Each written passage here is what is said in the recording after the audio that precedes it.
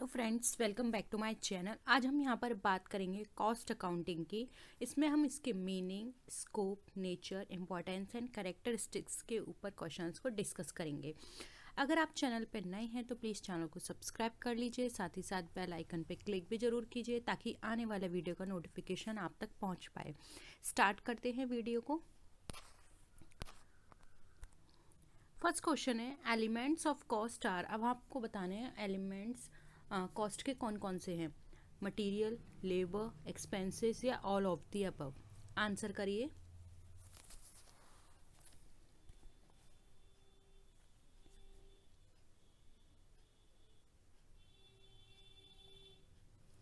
क्या होगा? देखिए, कॉस्ट के एलिमेंट से मतलब होता है उन सभी एक्सपेंसेस से जो कि किसी भी गुड्स या सर्विस के प्रोडक्शन में अपना कंट्रीब्यूशन देते हैं उनको बनाने में। ठीक है, ये एक्सपेंसेस कंपोनेंट्स या एसेंशियल पार्ट कहलाते हैं कॉस्ट के, जो भी उस प्रोडक्ट से रिलेटेड है। अब हम यहाँ पर बात करें प्राइमरी क्लासिफिकेशन की, तो यहाँ पर 3 आते हैं, मटेरियल, लेबर एंड एक्सपेंसेस। तो all of the above right answer हो जाएगा।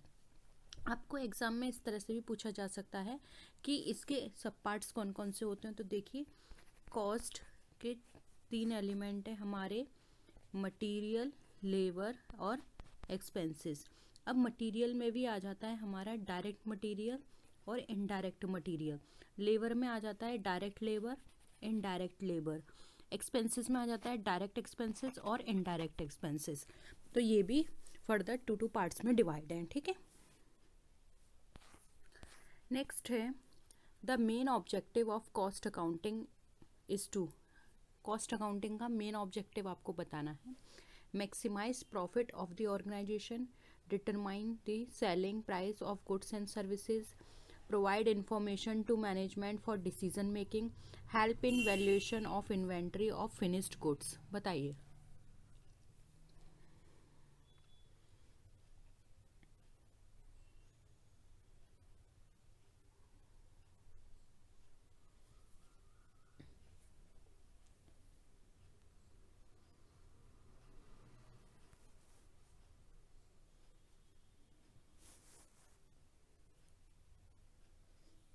क्या होगा? देखिए, जब भी हम कॉस्ट अकाउंटिंग की बात करते हैं तो कॉस्ट अकाउंटिंग का एक स्पेशलाइज्ड ब्रांच है जिसके अंदर डिटेल और सिस्टमेटिक एनालिसिस की जाती है कॉस्ट की। अब ये कॉस्ट हमारी किसी गुड से रिलेटेड हो सकती है या सर्विस से रिलेटेड हो सकती है। तो इसमें ये डिटेल्ड इन्फॉर्मेशन निकाली जाती है कि टोटल कितनी कॉस्ट निकल कर आई।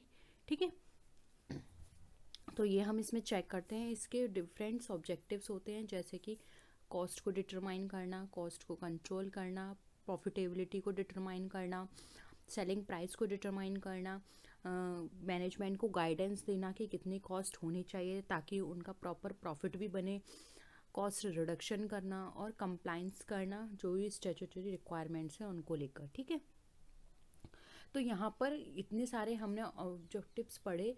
तो यहाँ पर हमारा जो है provide information to management for decision making हमारा करेक्ट आंसर हो जाएगा, क्योंकि डिसीजन मेकिंग में ये सारी चीज़ें इंक्लूड हो जाती हैं। तो ऑप्शन 3 यहाँ पे हमारा राइट आंसर हो जाएगा। आई होप ये क्वेश्चन आपको क्लियर है। नेक्स्ट है cost that is not affected by changes in the volume of production. Total cost, fixed cost, variable cost या अपॉर्चुनिटी कॉस्ट। आंसर करिए।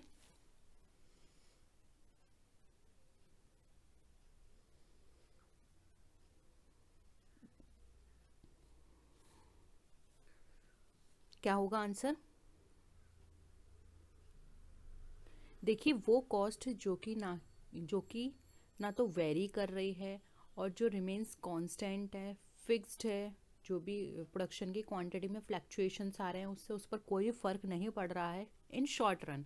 याद रखिए, जो भी हम ये बात कर रहे हैं ये शॉर्ट रन के लिए है। ठीक है, तो शॉर्ट रन में कोई भी इफेक्ट नहीं पड़ रहा उस कॉस्ट पे, वो हमारी कहलाती है फिक्स्ड कॉस्ट।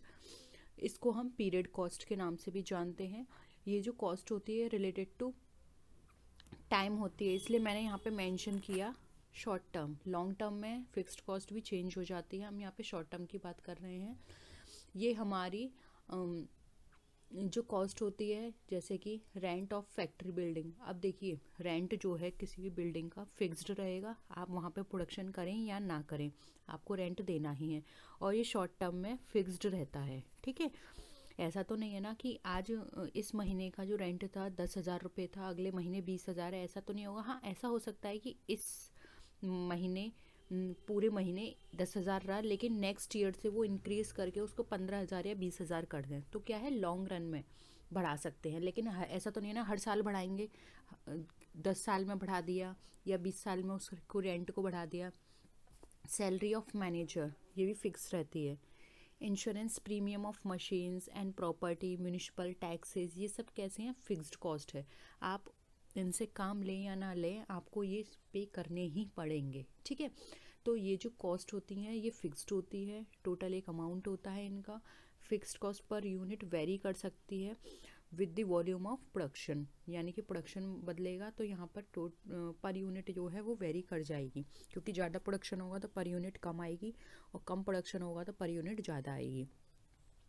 तो यहाँ पर हमारा इस क्वेश्चन का राइट आंसर हो जाएगा ऑप्शन नंबर 2, फिक्स्ड कॉस्ट। ठीक है, नेक्स्ट क्वेश्चन है कॉस्ट अकाउंटिंग इज। अब कॉस्ट अकाउंटिंग है क्या, part of managerial accounting, part of financial accounting, part of liability accounting, या नन ऑफ दीज, बताइए।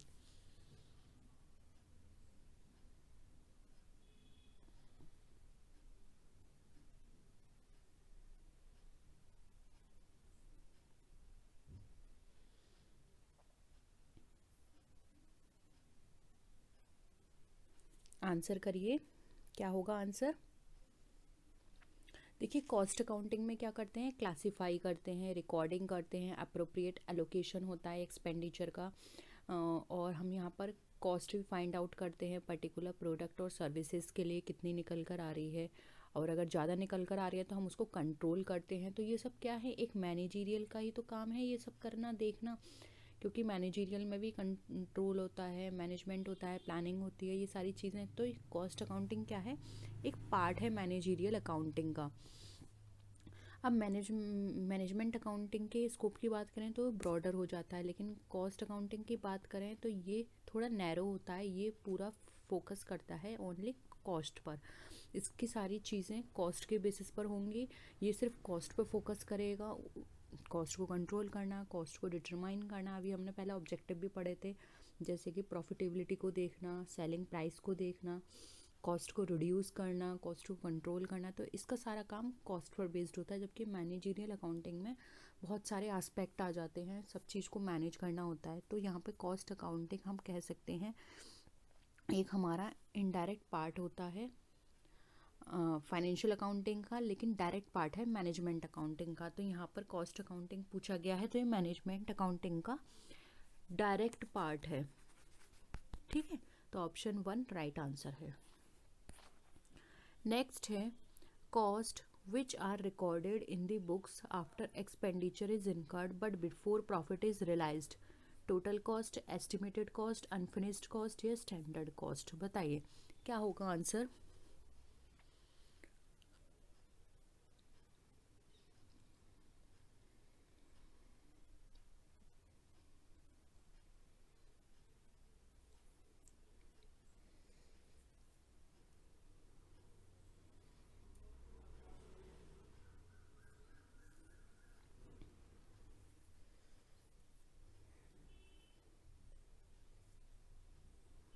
क्या आंसर लगता है। देखिए कॉस्ट जो कि बुक्स के अंदर रिकॉर्ड की जा रही है, आप कोई भी एक्सपेंडिचर को इनकर करने के बाद बट बिफोर प्रॉफिट, तो ये हमारी कहलाती है अनफिनिश्ड कॉस्ट। जबकि टोटल कॉस्ट की हम बात करें तो टोटल एक्सपेंडिचर जो भी इनकर हुआ है किसी भी पर्टिकुलर प्रोडक्शन पर, तो वो टोटल जो भी खर्चे हुए हैं वो हमारी टोटल कॉस्ट को बताते हैं।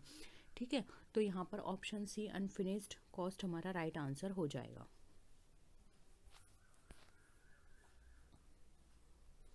नेक्स्ट है the head office of the institute of cost and work accountants of India is located at.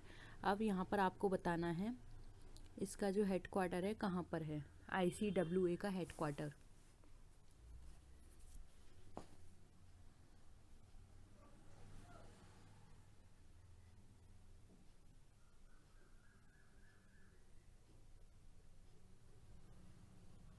देखिए, the headquarter of institute of cost and work accountants of India is situated in Kolkata, जो कि waste Bengal में है। और ये establish हुआ था 28 मई 1959 को। और ये जो ICWAI है, इसको हम institute of cost accounts of India भी के नाम से भी जानते हैं। यहाँ पर हमारा ऑप्शन 1 राइट आंसर हो जाएगा, कोलकाता। नेक्स्ट है, the material utilisation rate is the most important factor in determining which of the following, maximum limit, minimum limit, reordering level या ऑल ऑफ द अबव। बताइए।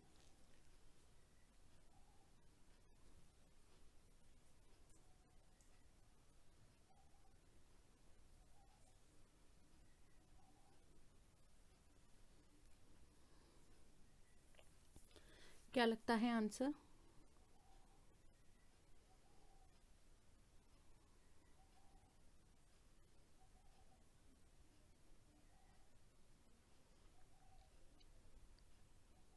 देखिए, जब भी हम मटेरियल यूटिलाइजेशन रेट की बात करते हैं तो ये हमें वो रेट बताती है जिसमें किसी भी कमोडिटी को मैन्युफैक्चर करने में टोटल मटेरियल जो भी यूज़ हुआ है। ठीक है, मटेरियल यूटिलाइजेशन रेट जो है मोस्ट इम्पॉर्टेंट फैक्टर होता है मैक्सिमम लिमिट, मिनिमम लिमिट और रीऑर्डर लेवल को फाइंड आउट करने का या डिटरमाइन करने का। तो हम ये बोल सकते हैं कि ये हमें एक डिफरेंस बताता है between the raw material weight used to produce a part and the actual weight of the finished part। ठीक है, तो यहाँ पे हमारा ऑप्शन 4 राइट आंसर हो जाएगा। Maximum, minimum and reorder level, तीनों चीज़ें इसके द्वारा हम फाइंड आउट कर सकते हैं। नेक्स्ट है, पीरियड कॉस्टिंग मीन्स। अब आपको बताना पीरियड कॉस्टिंग का मतलब किससे है, प्राइम कॉस्ट से, फिक्स्ड कॉस्ट से, वेरिएबल कॉस्ट से या फिर सेमी वेरिएबल कॉस्ट से। अभी स्टार्टिंग के क्वेश्चन में ही मैंने पीरियड कॉस्टिंग का नाम लिया था कि इसको हम पीरियड कॉस्टिंग भी बोलते हैं। अगर आपने अच्छे से सुना होगा तो आप इजीली इसका आंसर कर पाएंगे। बताइए।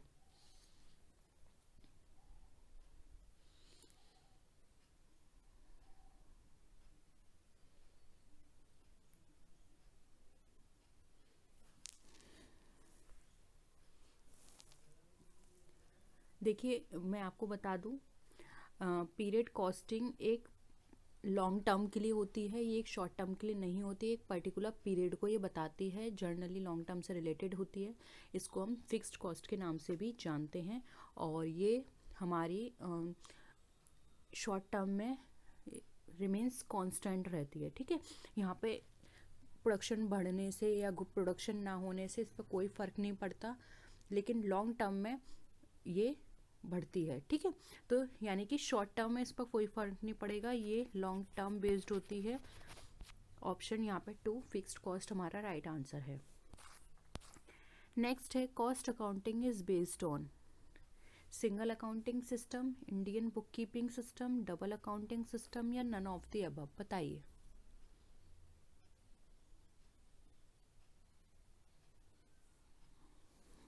किस पे बेस्ड होती है हमारी कॉस्ट अकाउंटिंग?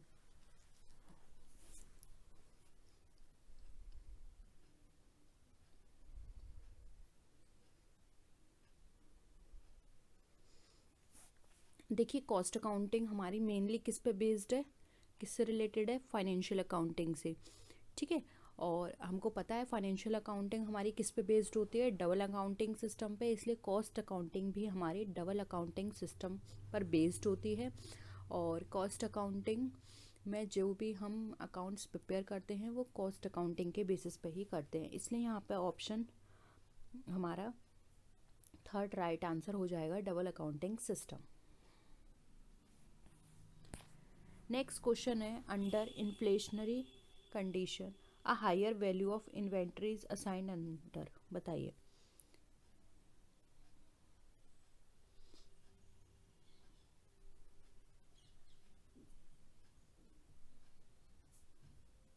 इन्फ्लेशन की कंडीशन है, हाई वैल्यू ऑफ इन्वेंट्री हम कब किस में असाइन करते हैं?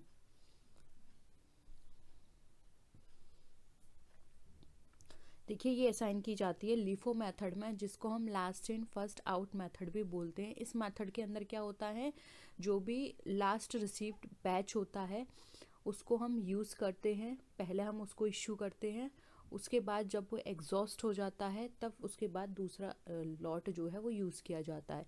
इन्फ्लेशनरी पीरियड में क्या होता है, जो भी लीफो, यहाँ पर हम लीफो यूज़ कर रहे हैं तो सबसे पहले हम जो लास्ट में आया है हम उसको पहले मूव करते हैं, जिससे कि हमारे को ज़्यादा लॉस ना लेना पड़े। ठीक है, तो यहाँ पर ऑप्शन हमारा 1 राइट आंसर हो जाएगा, लीफो मेथड।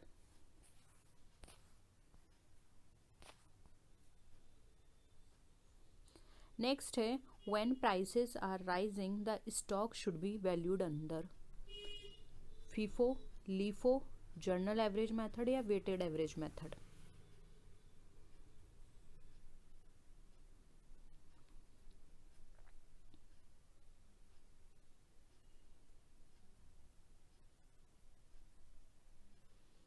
अगेन अभी हमने डिस्कस किया था, इसमें हम last in first out method यानी कि लीफो मेथड को यूज़ करते हैं, क्योंकि इन्फ्लेशनरी पीरियड या पीरियड ऑफ राइजिंग, ठीक है, कोई भी सिचुएशन हो यहाँ पर लीफो मेथड यूज़ किया जाता है to ensure the cost of production determine approximately the current rate. ठीक है, तो लीफो स्टॉक जो होता है वो वैल्यूड होता है एट ओल्ड प्राइसेस, लेकिन यहाँ पर हम उसको करंट प्राइसेस पे रिप्रेजेंट नहीं करते हैं। तो यहाँ पे कॉस्ट ऑफ मटेरियल जो इशूड होता है वो हमारी करंट मार्केट प्राइस को रिफ्लेक्ट करता है, इसलिए ऑप्शन 2 लीफो मेथड हमारा राइट आंसर हो जाएगा। नेक्स्ट क्वेश्चन है द मैक्सिमम बोनस रेट अंदर हाल से प्रीमियम मेथड कैन बी। अब हाल से प्रीमियम मेथड में मैक्सिमम रेट आपको बतानी है 25%। ये इस तरह से था 13 1/2% एंड 33 1/3% एंड 50%। बताइए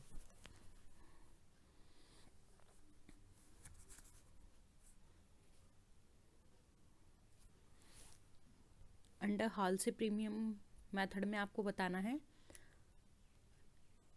इनका पूरा नाम था FS हाल से। ये एक अमेरिकन इंजीनियर थे। इस प्लान के अंदर इन्होंने सजेस्ट किया था कि जो भी बोनस पे किया जाएगा वो टाइम सेव्ड के बेसिस पर किया जाएगा, यानी कितना टाइम सेव कर रहे हैं एम्प्लॉय, तो बोनस पेड जो होगा वो equal to wages of 50% of time saved होगा। ठीक है, तो यहाँ पे ऑप्शन 4 हमारा 50% राइट आंसर हो जाएगा। क्लियर है?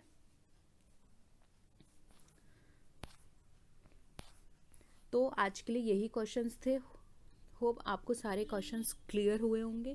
किसी भी क्वेश्चन में डाउट लगता है तो आप नीचे कमेंट सेक्शन में पूछ सकते हैं। ठीक है, तो एक बार अगर आप इसका बोनस मेथड कैलकुलेट कैसे करना है बोनस वो लिखना चाहते हैं तो लिख सकते हैं, बोनस इक्वल टू जो भी सेव्ड टाइम होगा वो, ठीक है, मल्टीप्लाई बाय रेट पर आर इनटू, ठीक है। तो इस तरह से हमें यहाँ पे 50/100 निकालना है। ठीक है, तो यही cost accounting methods to compute basic cost of a product और सर्विसेज। हमें बताना है किसी भी प्रोडक्ट की कॉस्ट को कंप्यूट करने के लिए हमें कौन सी कॉस्टिंग यूज़ करनी होती है, process costing, contract costing, uniform costing या यूनिट कॉस्टिंग।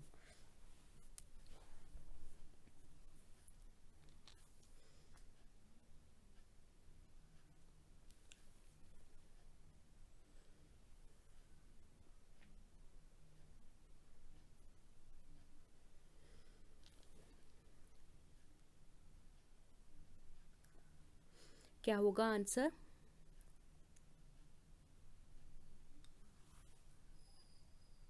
देखिए जब भी हम किसी प्रोडक्ट या सर्विस की कॉस्ट को कैलकुलेट करते हैं तो वहाँ पर हम यूनिट कॉस्टिंग को यूज़ करते हैं। यूनिट कॉस्टिंग क्या होती है?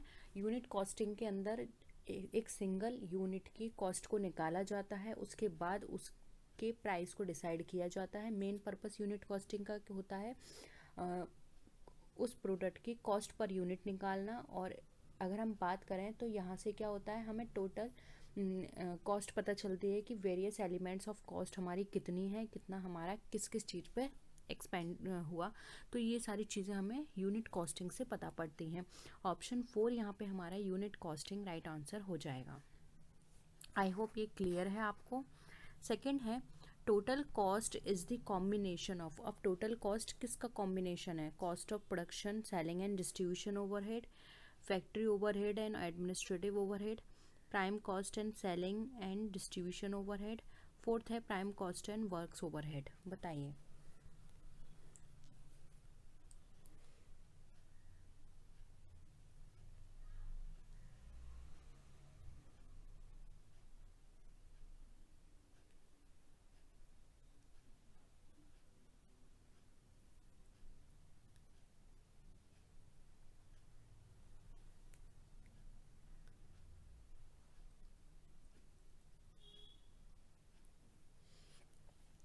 देखिए, जब भी हम टोटल कॉस्ट की बात करते हैं तो टोटल कॉस्ट और कॉस्ट ऑफ प्रोडक्शन हमारा सेलिंग और डिस्ट्रीब्यूशन ओवरहेड का एडजस्टमेंट होता है।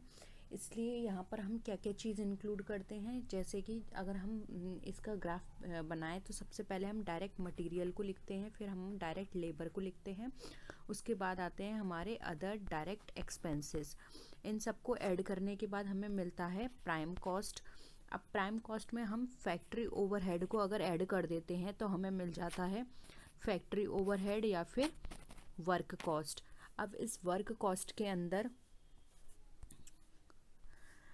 अगर हम वर्क कॉस्ट के अंदर ऐड करते हैं हमारे ऑफिस ओवरहेड को, तो यहाँ पर हमें निकल कर आ जाता है हमारा कॉस्ट ऑफ प्रोडक्शन। अब कॉस्ट ऑफ प्रोडक्शन के अंदर अगर हम यहाँ पे ऐड करेंगे हमारा सेलिंग एंड डिस्ट्रीब्यूशन ओवरहेड को, तो हमारा निकल कर आ जाएगी यहाँ पे टोटल कॉस्ट। ठीक है, और हमसे टोटल कॉस्ट पूछी गई है, यानी कि इसमें हम cost of production, selling overhead and distribution overhead ये सबको इंक्लूड करते हैं, इसलिए हमारा ऑप्शन 1 यहाँ पर हमारा राइट आंसर हो जाएगा। आई होप क्लियर है आपको ये वाला क्वेश्चन भी। नेक्स्ट है dash costs are partly fixed and partly variable in relation to output. तो ये हमारा क्या कहलाएगा? Indirect cost, prime cost, work cost या सेमी वेरिएबल कॉस्ट? बताइए।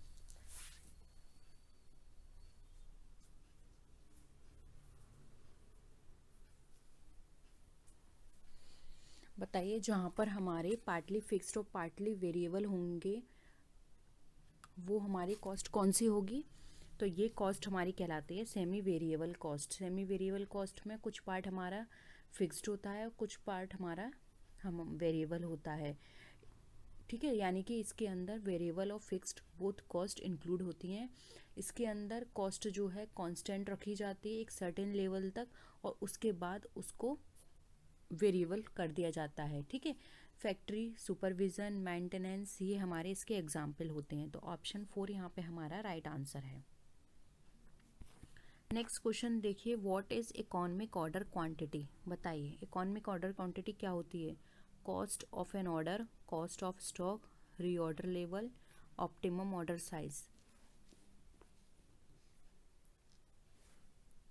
क्या होगा आंसर?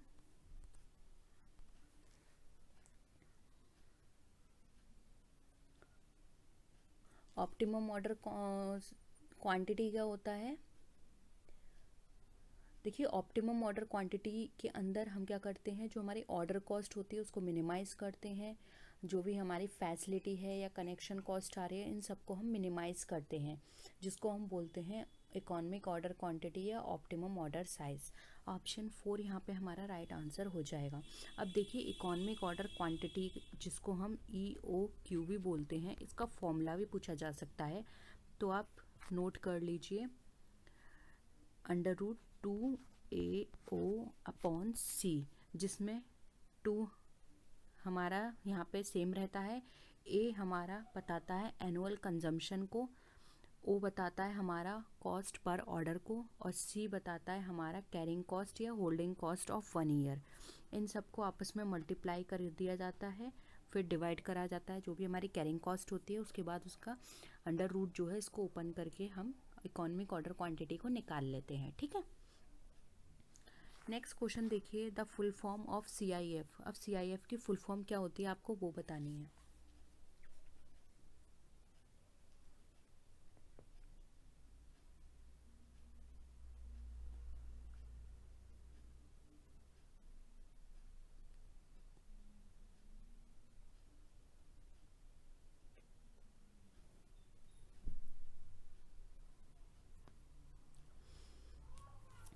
देखिए फुल फॉर्म की बात करें CIF की, तो वो होती है हमारी कॉस्ट इंश्योरेंस एंड फ्रेट, जो कि हमारे ऑप्शन 1 में है। अब ये जो CIF यानी कि ये जो एक्सपेंस है ये सेलर के द्वारा पे किया जाता है बायर के ऑर्डर पर, जब उसका जो ऑर्डर है ट्रांजिट में होता है। गुड्स यहाँ पे जो भी एक्सपोर्ट किए जाते हैं डेजिग्नेटेड प्लेस तक, तो वहाँ पर ये सेल एग्रीमेंट के अंदर मेंशन होता है, इसको सेलर पे करता है और ये सारे एक्सपेंसेस उसी के द्वारा बियर किए जाते हैं।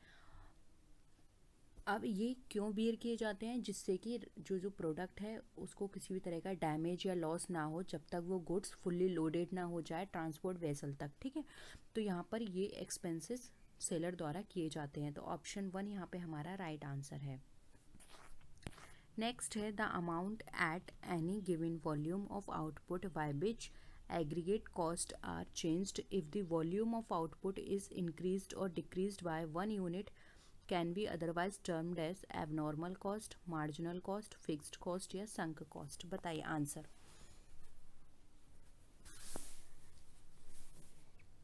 यहाँ पे एग्रीगेट कॉस्ट को चेंज करने की बात की जा रही है। अगर आउटपुट में किसी भी तरह का चेंज हो रहा है, एक यूनिट से बढ़ रही है या वो घट रही है, तो वहाँ पर हम उसको क्या बोलेंगे?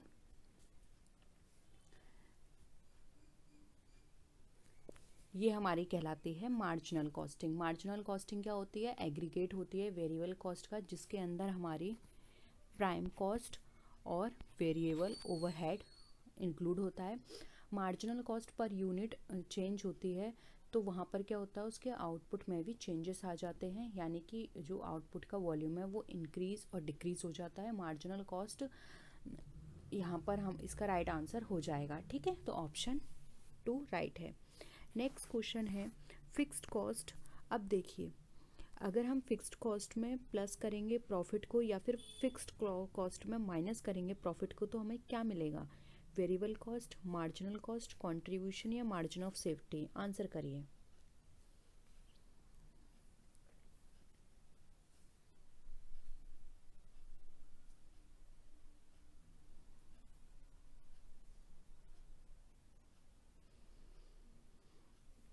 क्या मिलेगा? देखिए फिक्स्ड कॉस्ट में अगर हम ऐड करते हैं प्रॉफिट को तो हमें मिलता है कंट्रीब्यूशन। अगर फिक्स्ड कॉस्ट में हम माइनस करते हैं लॉस को तो मिलता है हमें कंट्रीब्यूशन। हमें अगर हम सेल्स में से वेरिएबल कॉस्ट को माइनस करते हैं तब भी हमें कंट्रीब्यूशन मिलता है, ठीक है। तो ये याद रखिए। तो ऑप्शन 3 यहाँ पे हमारा राइट आंसर हो जाएगा। नेक्स्ट क्वेश्चन पर आइए। Bogey standard in cost accounting is also known as? बताइए।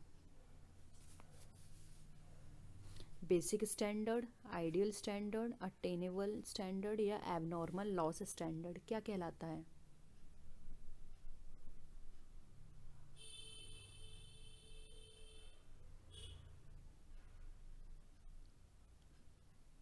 देखिए बॉगे स्टैंडर्ड जो है कॉस्ट अकाउंटिंग के अंदर, ये हमारा कहलाता है बेसिक स्टैंडर्ड, ठीक है।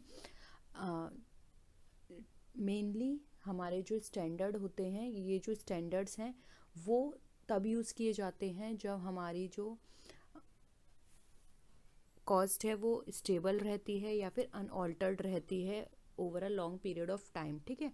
तो इस स्टैंडर्ड के अकॉर्डिंग एक बेस ईयर चूज़ किया जाता है कंपैरिजन पर्पस से, और वहाँ पर स्टैटिशियन जो भी होते हैं वो वहाँ पे प्राइस इंसिडेंस यूज़ करते हैं, ठीक है।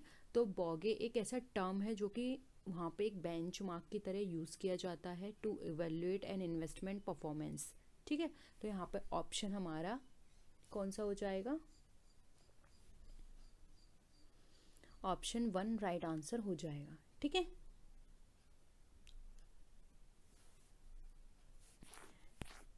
नेक्स्ट है if machine hours are 8000 and factory overhead absorption rate per machine hour is ₹8, then the absorbed factory overhead will be ₹1000, ₹8000, ₹64000 या फिर ₹17992? बताइए क्या होगा आंसर। आपको मशीन आवर्स दे रखे हैं, फैक्ट्री ओवरहेड, रेट पर मशीन आवर भी दे रखा है, सिंपल है। टोटल आवर में पर रेट पर मशीन आवर आप मल्टीप्लाई कर दीजिए, यानी कि 8000 में 8 का मल्टीप्लाई कर दीजिए, सिंपल है। 64,000 आपका आंसर निकल कर आ जाएगा। ऑप्शन यहाँ पे 3 राइट आंसर हो जाएगा, ठीक है। नेक्स्ट है allotment of overhead to cost unit is called cost allocation, cost apportionment, cost absorption and cost classification. क्या होगा आंसर?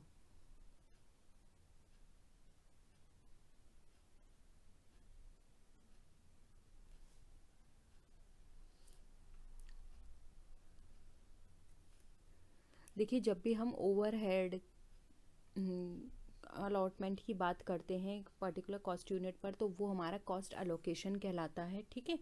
अब यहाँ पर आपको ये भी जानना ज़रूरी है कि कॉस्ट अपॉर्चनमेंट क्या होता है एंड कॉस्ट एब्जॉर्प्शन क्या होता है। कॉस्ट अपॉर्चनमेंट की बात करें तो ये एक ऐसा एलोकेशन होता है जो कि प्रोपोर्शनेटली कॉस्ट पे लगाया जाता है। यहाँ पे जो भी जितने भी कॉस्ट सेंटर्स होते हैं या कॉस्ट यूनिट्स होती हैं, वहाँ पे प्रोपोर्शन वे में एलोकेशन किया जाता है कॉस्ट का, जिसको हम अपॉर्चनमेंट ऑफ कॉस्ट भी बोलते हैं, ठीक है। अब हम बात करें ओवरहेड एब्जॉर्प्शन की या कॉस्ट एब्जॉर्प्शन की, तो ये एक ओवरहेड का एक एलोकेशन होता है जिसमें कॉस्ट यूनिट पे एक एलोकेशन कर दिया जाता है, जिसको ओवरहेड एब्जॉर्प्शन कहा जाता है। यानी ओवरहेड एब्जॉर्प्शन जो होता है उसको एक पर्टिकुलर यूनिट पर उसको एक कॉस्ट इंडिकेट कर दी जाती है। तो यहाँ पर ऑप्शन 1 हमारा राइट आंसर हो जाएगा, कॉस्ट एलोकेशन। नेक्स्ट है prime cost is ₹16,000, material is 60% of labour, labour is, बताइए लेबर कितनी होगी? मटेरियल लेबर पर 60% है, प्राइम कॉस्ट हमारी 16,000 है, लेबर हमारी x है।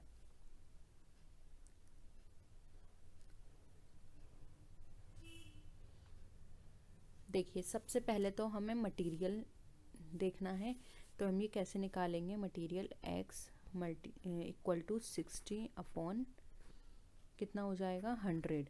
तो ये कितना निकल कर आएगा? 60% ऑफ लेबर, जो कि हमें गिवन है। अब हम प्राइम कॉस्ट कैसे निकालते हैं? प्राइम कॉस्ट का फॉर्मूला क्या होता है? लेबर प्लस मटेरियल, ये हमें पता है। अब यहाँ पर देखिए, हमें दे रखा है 16,000 हमें गिवन है, यानी प्राइम कॉस्ट हमें दी हुई है। हमें x यानी कि हमें लेबर नहीं पता, तो हम क्या करेंगे? प्लस लेबर यानी कि x मल्टीप्लाई बाय 60 अपॉन 100। तो ये कितना हो जाएगा? 16,000 equal to x plus 60x upon 100। अब देखो, आप इसको सॉल्व करो तो ये होगा हमारा, एक तरह से हम ऐसे भी लिख सकते हैं, 16,000 equal to 100x plus 60x upon 100, ठीक है।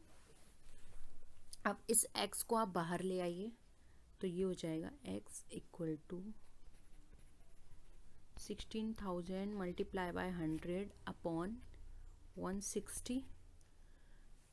अब इसको इससे कर दीजिए, ये कितना हो गया? 1,60,000। 1,60,000 का 16 से डिवाइड कर दीजिए, तो हमारा आंसर निकल कर आ जाएगा 10,000। ऑप्शन 3 यहाँ पे हमारा राइट आंसर हो जाएगा, यानी कि लेबर हमारी कितने की होगी? 10,000 की, ठीक है।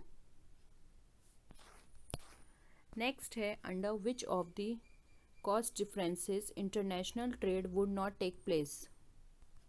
Equal, comparative, absolute या all of these?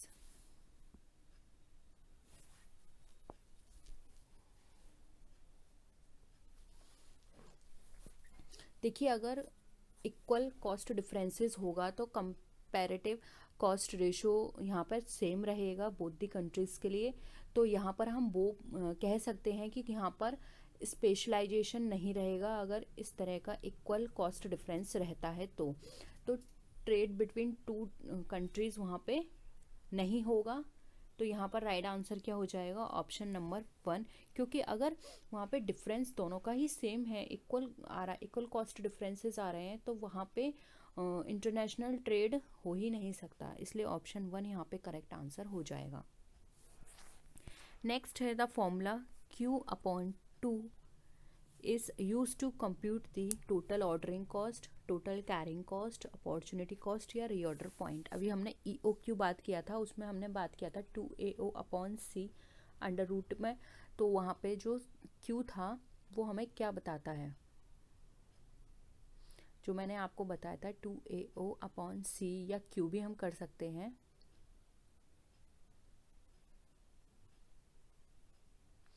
देखिए यहाँ पर फॉर्मूला था हमारा अंडर रूट 2AO/C, इसको हम Q भी लिख सकते हैं। तो ये हमें क्या बता रहा है, कैरिंग कॉस्ट। ऑप्शन 2 यहाँ पे हमारा राइट आंसर है। जब भी हम कैरिंग कॉस्ट को कैलकुलेट करेंगे तो Q/2 से हम यहाँ पर कैलकुलेट कर सकते हैं, यानी कि ऑर्डर साइज अपॉन 2। ठीक है, टोटल कैरिंग कॉस्ट कैसे निकलेगी, Q/2 into per unit carrying cost. Option यहाँ पे 2 राइट आंसर हो जाएगा। नेक्स्ट है responsibility accounting aims at collecting and reporting costing information department wise, cost centre wise, function wise या प्रोडक्ट वाइज, बताइए।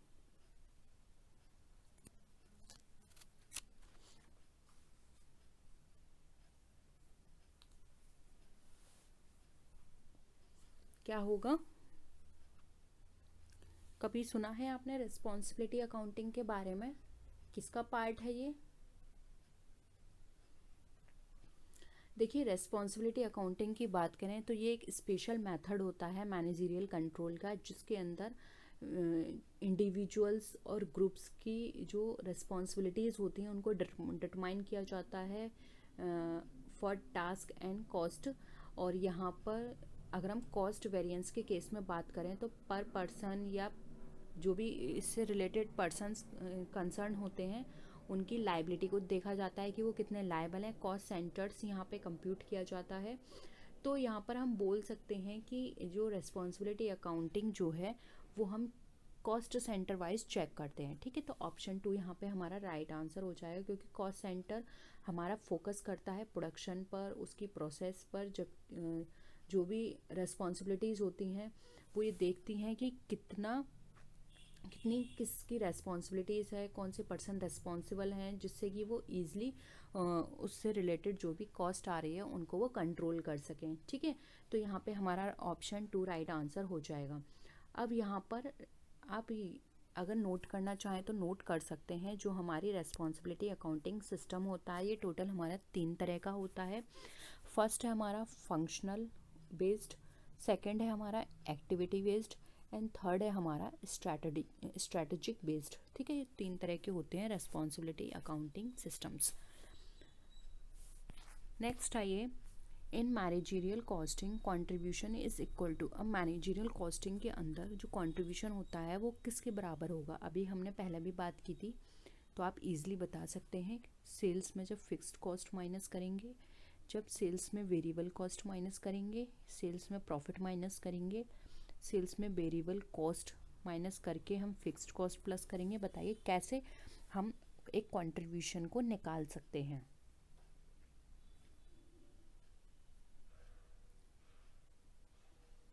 अभी ये भी मैंने आपको बताया था जब हमने फिक्स्ड कॉस्ट वाला क्वेश्चन किया था कि फिक्स्ड कॉस्ट में अगर हम ऐड करते हैं प्रॉफिट को तो कंट्रीब्यूशन निकलेगा, अगर फिक्स्ड कॉस्ट में अगर हम लॉस माइनस करते हैं तो हमें कंट्रीब्यूशन निकलेगा। और साथ ही साथ अगर हम सेल्स के अंदर वेरिएबल कॉस्ट को माइनस करते हैं तो भी हमें कंट्रीब्यूशन निकलेगा। ठीक है, तो ऑप्शन 2 यहाँ पे हमारा करेक्ट आंसर है। नेक्स्ट क्वेश्चन है increase in efficiency of workers. क्या होगा answer, time wise wage system, efficiency wage system, work wise wage system या ऑल ऑफ द अबव। कैसे वर्कर की एफिशिएंसी को इंक्रीज किया जा सकता है?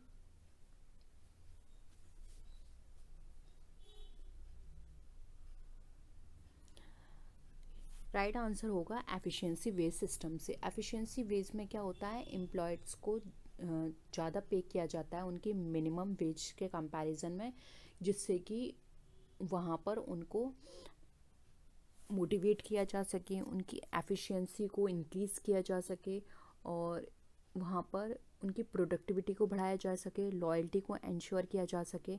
जब कभी भी कोई भी वर्कर एफिशिएंटली काम करता है तो वहाँ पर उसको हाई पे देना होता है, जिससे कि वो आगे भी उसी तरह का काम करें। ठीक है, तो ऑप्शन 2 यहाँ पे हमारा राइट आंसर है। नेक्स्ट है the following items are included in the distribution cost. First है advertisement, dispatch clerk salary, tender preparation cost, sales manager salary. क्या होगा आंसर?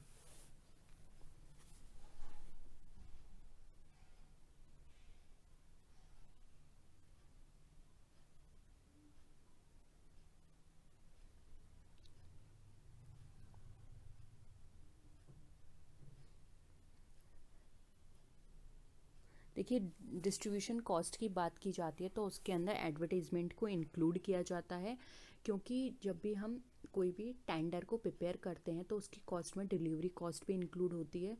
और अगर हम डिस्ट्रीब्यूशन कॉस्ट की बात करें तो डिस्ट्रीब्यूशन कॉस्ट के अंदर उन सभी एक्सपेंसेस उससे रिलेटेड होते हैं जो भी डिस्ट्रीब्यूशन से रिलेटेड, गुड्स को मैन्युफैक्चर करने से रिलेटेड जो भी उसको डिस्ट्रीब्यूट करने में हमारे एक्सपेंसेस खर्च हो रहे हैं वो सब हम डिस्ट्रीब्यूशन कॉस्ट में इंक्लूड करते हैं। और जैसे कि सेलिंग एंड डिस्ट्रीब्यूशन कॉस्ट की हम बात करें तो वहाँ पर आ जाते हैं salaries and commission of salesman, expenses of advertisement, insurance, maintenance of delivery vans, cost of insurance, freight या एक्सपोर्ट। ये सारे एक्सपेंसेस हमारे डिस्ट्रीब्यूशन में इंक्लूड होते हैं। ठीक है, तो एडवर्टीजमेंट भी इसी का ही पार्ट होता है, क्योंकि डिस्ट्रीब्यूशन हम करेंगे तो एडवर्टीजमेंट तो लगेगा, तभी तो हम इजीली डिस्ट्रीब्यूशन कर पाएंगे।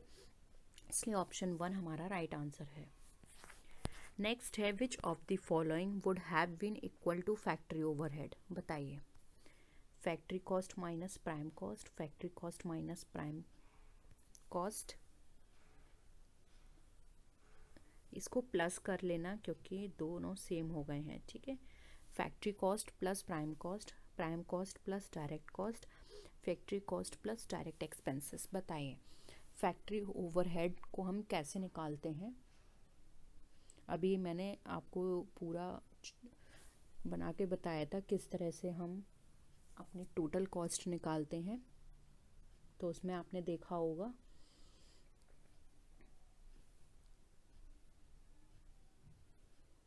देखिए, सबसे पहले हमारी प्राइम कॉस्ट आती है, प्राइम कॉस्ट में फिर हम माइनस करते हैं फैक्ट्री ओवरहेड को, तो हमारी फैक्ट्री कॉस्ट निकल कर आ जाती है। तो हम इसको रिवर्स करेंगे, क्योंकि हमें फैक्ट्री ओवरहेड निकालना है। तो हम क्या करेंगे, फैक्ट्री कॉस्ट में से माइनस करेंगे प्राइम कॉस्ट को, तब हमारा फैक्ट्री ओवरहेड निकल कर आएगा। इसलिए ऑप्शन 1 हमारा राइट आंसर हो जाएगा। ठीक है, नेक्स्ट है रोवन प्रीमियम प्लान रिफॉर्म्ड। अब बताइए, रोवन प्रीमियम प्लान जो है वो किसने दिया था?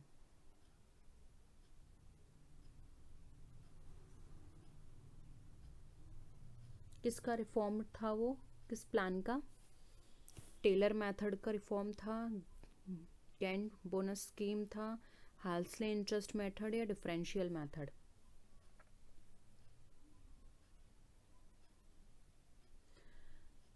देखिए, रोवन प्रीमियम प्लान जो था वो इम्प्रूवमेंट था ओवर हाल्सले प्रीमियम प्लान। इस प्लान को एग्जीक्यूट किया गया था 1901 में by James Rowan. Rowan plan differ था हाल्सले से, क्योंकि उन्होंने यहाँ पे जो बोनस की कैलकुलेशन है वो डिफ़र रखी थी हाल्सले से, और यहाँ पे वर्कर को जो वेजेस दी जा रही थी वो आवरली रेट पर दिया जा रहा था for actual time spend on the job. ठीक है, इस प्लान के अंदर क्या था, जो भी गारंटीड मिनिमम वेजेस थी उसके अलावा उनको बोनस भी दिया जा रहा था अगर वो टाइम से पहले, जो भी स्टैंडर्ड टाइम था उससे पहले अपने टास्क को फिनिश कर रहे थे तो। ठीक है, तो यहाँ पर क्या था, जो बोनस का जो पोर्शन था वो एक्चुअल टाइम टेकिंग से कैलकुलेट किया जा रहा था, और वो जो भी स्टैंडर्ड टाइम से पहले अपना काम कर रहे थे तो वहाँ पे 50% उनको एक्स्ट्रा दिया जा रहा था, जो कि हाल से प्लान से बेहतर था। ठीक है, तो यहाँ पर ऑप्शन 3 यहाँ पे राइट आंसर हो जाएगा। नेक्स्ट है administration and management overheads are realised as a percentage direct material, direct wages, prime cost या फैक्ट्री कॉस्ट।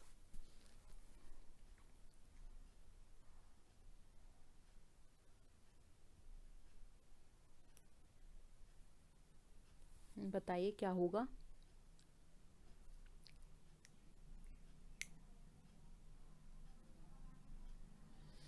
देखिए, जब कभी भी हम एडमिनिस्ट्रेशन मैनेजमेंट ओवरहेड को रियलाइज्ड करते हैं एज अ परसेंटेज, तो वो हमारा फैक्ट्री कॉस्ट पर होता है। ठीक है, तो ऑप्शन यहाँ पे 4 हमारा राइट आंसर हो जाएगा। नेक्स्ट क्वेश्चन है which of the following expenditure groups are direct expenses of the business. अब इसमें से बताना है, 4 ऑप्शंस हैं, यानी कि 4 ग्रुप्स हैं, उनमें से कौन सा ग्रुप हमारा डायरेक्ट एक्सपेंसेस को बताता है। Salary, wages and shop rent, stationery, post and telephone bills, wages, input, vehicle expenses and local taxes, advertisement, statutory fee and audit fee। बताइए।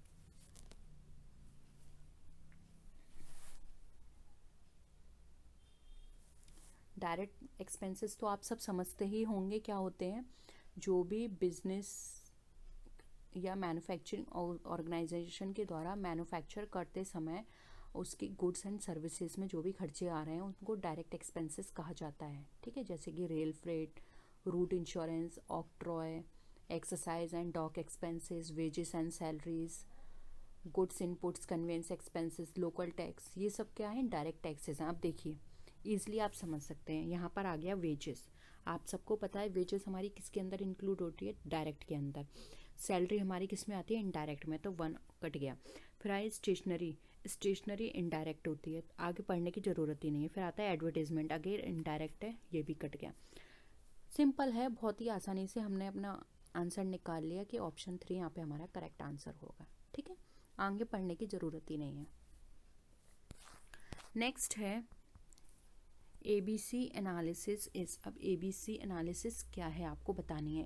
एक अप्रोच है to profit planning, a technique of financial analysis, a technique of inventory control, a technique of profit determination. बताइए।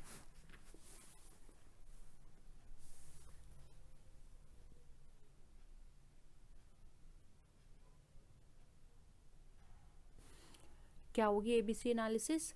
देखिए, ABC analysis एक analytical method है stock control का, जिसके अंदर कंसंट्रेशन किया जाता है उन चीज़ों पर जिन पर सबसे ज़्यादा ज़रूरी होता है टेंशन देना। ठीक है, ये एक ऐसे कॉन्सेप्ट है बेस होता है जिसमें स्मॉल नंबर ऑफ आइटम्स होते हैं इन्वेंट्री के अंदर, और वहाँ पे हम ये देखते हैं कि किस में हमें सबसे ज़्यादा एफर्ट्स लगाने हैं, किस पे हमें सबसे ज़्यादा ध्यान देने की ज़रूरत है। ABC की अगर हम बात करें तो इसको ऑलवेज बेटर कंट्रोल एनालिसिस भी बोला जाता है, और इसके अंदर जो डिफरेंट आइटम्स होते हैं उनकी एक टेबल प्रिपेयर की जाती है, उनको 3 कैटेगरी में रखा जाता है, जैसे कि A, B and C। In 3 category में होते हैं product.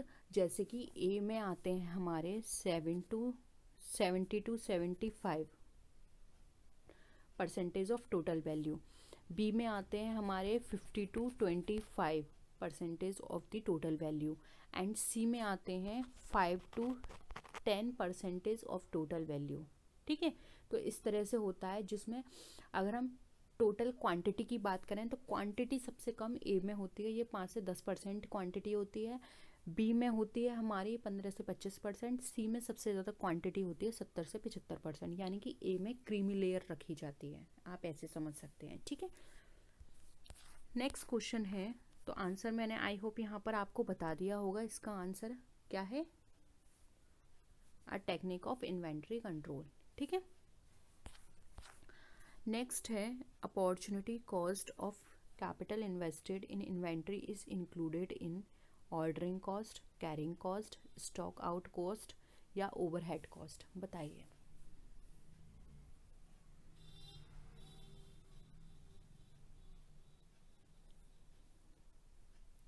Opportunity cost of capital invested in inventory is included in carrying cost. Clear है, ऑप्शन 2। नेक्स्ट है E O Q is used in, simple है, डिस्कस किया था अभी हमने। ई ओ क्यू किसके लिए यूज़ किया जाता है? इसमें हमने देखिए एनुअल कंजम्पशन की बात की थी, कैरिंग कॉस्ट की, ऑर्डरिंग कॉस्ट की हम बात कर रहे थे। इट मीन्स ये सारी चीज़ें किससे रिलेट कर रही हैं? ये सारी चीज़ें रिलेट कर रही हैं हमारी इन्वेंट्री मैनेजमेंट से रिलेटेड, कि कितना कंजम्पशन हो रहा है, रिक्वायरमेंट हमें कितनी है, ऑर्डरिंग कॉस्ट पर ऑर्डर कितना होगा, कैरिंग कॉस्ट पर यूनिट कितना होगा। इसी से ही तो हम निकालेंगे अपनी इकोनॉमिक ऑर्डर क्वांटिटी को। ठीक है, तो यहाँ पर राइट आंसर हो जाएगा ऑप्शन नंबर 1।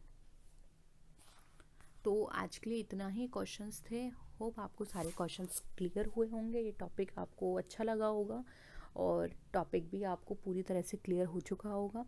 फिर भी किसी क्वेश्चन में आपको डाउट लगता है तो आप नीचे कमेंट सेक्शन में बता सकते हैं, हम कोशिश करेंगे उसको और भी ज़्यादा क्लियर करने की। तो नेक्स्ट वीडियो में आपसे फिर मिलेंगे, तब तक के लिए टेक केयर, बाय बाय।